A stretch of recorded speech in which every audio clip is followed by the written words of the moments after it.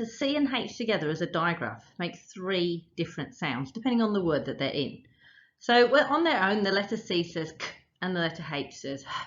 But when we put them together as a digraph, they make a new sound, ch.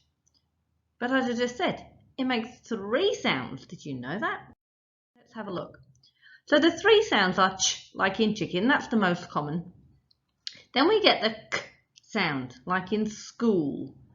And then the last sound is sh, like in chef. So we teach the children ch, k, sh, because that's the order that they are in common frequency. So if they see a word, the first thing they're going to try is ch. If that doesn't work, try k. If that doesn't work, try sh. So if you're looking at the word chef, you try chef, kef, chef. So the words that have got the ch sound like in chicken are the native English sounds like child, challenge on the end of sandwich, orchard, archery, merchant. And as I said, they're the most common sounds. Then we have the k sounds. Those are from Greek origin words, so chorus, anchor, stomach, toothache, chloride, chaos, and many more. And the final one are the French origin words. These are the least common words.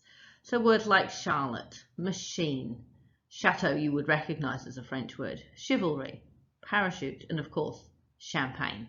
So I hope that explains the 3 different sounds that letters together CH make.